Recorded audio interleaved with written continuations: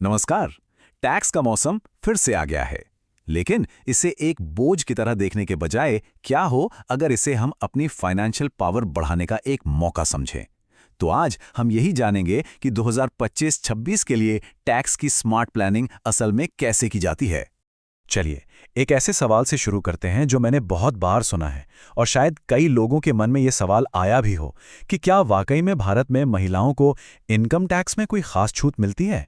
तो इसका सीधा और साफ जवाब है नहीं जी। ये एक बहुत बड़ा मिथक है। देखिए, 2012 के बाद से इनकम टैक्स के नियम सबके लिए, चाहे वो पुरुष हों या महिलाएं, बिल्कुल एक जैसे हैं।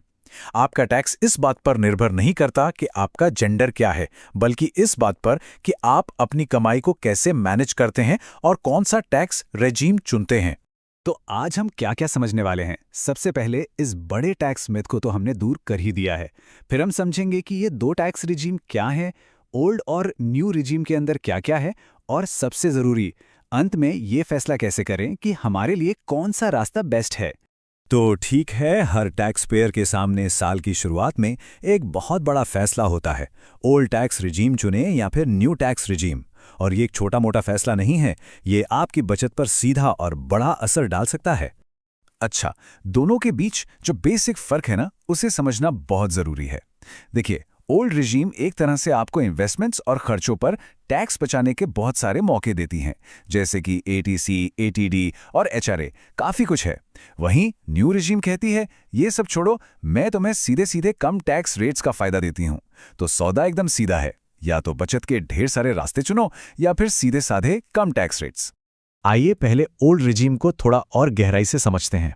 ये रास्ता उन लोगों के लिए है जो एक्टिवली टैक्स बचाने वाले इंस्ट्रूमेंट्स में इन्वेस्ट करते हैं और अपने खर्चों पर टैक्स का फायदा लेना चाहते हैं। देखिए, ओल्ड रिजीम का सबसे बड़ा हथियार है सेक्शन 80C। इसके तहत आप पब्लिक प्रोविडेंट फंड यानी PPF, equity linked saving scheme यानी ईएलएसएस, लाइफ इंश्योरेंस प्रीमियम और यहां तक कि होम लोन के प्रिंसिपल अमाउंट के पेमेंट पर भी कुल मिलाकर 1.5 लाख रुपए तक की टैक्स कटौती क्लेम कर सकते हैं। ये सीधा सीधा आपकी टैक्सेबल इनकम को कम कर देता है। अब आता है अगला महत्वपूर्ण सेक्शन, एटीडी। हम सब जानते हैं कि हेल्थ सबसे बड़ी वेल्थ है, और अच्छी बात यह है कि सरकार इस पर किए गए खर्च के लिए टैक्स बेनिफिट्स भी देती है। ये कटौती आपके और आपके परिवार के लिए खरीदे गए हेल्थ इंश्योरेंस प्रीमियम पर मिलती है। यहाँ एक दिलचस्प बात है, आपको कितनी छूट मिलेगी ये इस बात पर निर्भर करता है कि परिवार के सदस्यों की उम्र क्या है। मान लीजिए आप और आपका परिवार 60 साल से कम के हैं, तो 25,000 रुपए तक की छूट मिलती है। लेकिन अगर आप अपने सीनियर सिटीजन माता पिता का प्रीमियम भी भरते हैं, तो ये लिमिट सीधे 75,000 रुपए हो जाती है। और अगर घर में सभी सीनियर सिटीजन हैं, तो ये फायदा बढ़कर 1 लाख रुपए तक पहुंच जाता है। अच्छा, अगर किसी के पास होम लोन है, तब तो ओल्ड रिजीम किसी जैकपॉट से कम नहीं है। सोचिए, प्रिंसिपल अमाउंट पर एटीसी के तहत 1.5 लाख तक की छूट, और उसके ऊपर इंटरेस्ट पेमेंट पर सेक्शन 24B के तहत 2 लाख रुपए तक की अलग से छूट। मतलब घर खरीदना सिर्फ एक सपना पूरा करना नहीं है, बल्कि ये एक बहुत स्मार्ट टैक्स सेविंग मूव भी हो सकता है। चलिए, अब बात करते हैं न्यू रिजीम की। ये रिजीम वादा करती है सिंप्लिसिटी का और कम टैक्स रेट्स का, लेकिन यहाँ एक बहुत ही चौंकाने वाली बात है।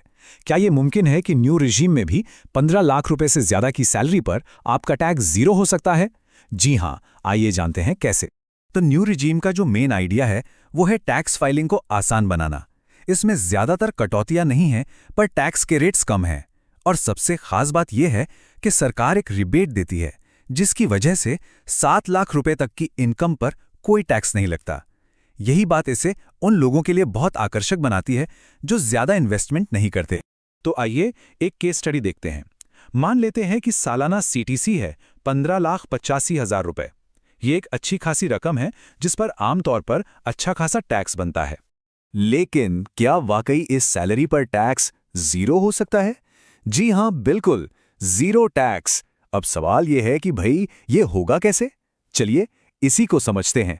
ये जादू होता है उन 4 स्ट्रेटेजिक डिडक्शन से जो न्यू रेजिम में भी मिलते हैं। पहला, सभी सैलरीड लोगों के लिए 75,000 रुपए का स्टैंडर्ड डिडक्शन। दूसरा, आपकी कंपनी की तरफ से आपके प्रोविडेंट फंड यानी पीएफ खाते में डाला गया पैसा। तीसरा, अगर आपकी कंपनी नेशनल पेंशन स्कीम यानी एनपीएस में कंट्रीब्यूट करती है। और चौथा, एक छिपा हुआ hero, tax free meal vouchers, जो साल में 1 लाख रुपए से भी ज्यादा की टैक्स छूट दिला सकते हैं। तो जब हम इन सभी छूटों को जोड़ते हैं तो टोटल रकम बनती है लगभग 3,86,000 रुपए। अब अगर हम इसे सीटीसी से घटा दें तो टैक्सेबल इनकम बचती है सिर्फ 11,98,000 रुपए। और यहीं पर आता है असली मैजिक। नए नियमों के तहत अगर आपकी टैक्सेबल इनकम एक खास लिमिट के अंदर है तो सरकार की तरफ से मिली स्पेशल छूट यानी रिबेट के कारण आपका टोटल टैक्स 0 हो जाता है। तो अब जब हमने दोनों रास्तों को समझ लिया है तो सबसे बड़ा सवाल यह है कि कौन सा रास्ता चुने। ये आखिरी सेक्शन इसी फैसले को आसान बनाने में मदद करेगा। इससे पहले कि हम आगे बढ़ें, एक पल के लिए सोचिए, क्या आप एक डिसिप्लिन्ड इन्वेस्टर हैं जो हर साल एटीसी में पूरा निवेश करते हैं, या फिर आपको एक सिंपल सिस्टम पसंद है जिसमें ज्यादा झंझट ना हो? इन सवालों का जवाब ही आपको सही रास्ते की ओर ले जाएगा। देखिए, फैसला काफी आसान हो सकता है। ओल्ड रिजीम तब चुनें जब आप डिडक्शंस का पूरा फायदा उठा सकते हो, खासकर अगर आपके पास होम लोन है।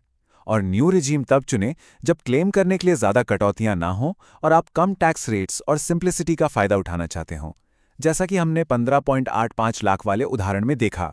आखिर में सबसे जरूरी बात जो याद रखनी है वो ये है, किसी की भी फाइनेंशियल सक्सेस जेंडर या किस्मत पर नहीं, बल्कि जानकारी और स्मार्ट प्लानिंग पर निर्भर करती है। टैक्स बचाना एक स्किल है जिसे कोई भी सीख सकता है। तो इस साल अपनी टैक्स प्लानिंग को सिर्फ एक मजबूरी मत समझिए, इसे अपनी फाइनेंशियल पावर का एक टूल मानिए। आज जो कुछ भी सीखा है उसे लागू करने और अपने फाइनेंशियल फ्यूचर को अपने कंट्रोल में लेने के बारे में सोचिए। अब सवाल बस ये है कि इस पावर का इस्तेमाल कैसे किया जाएगा।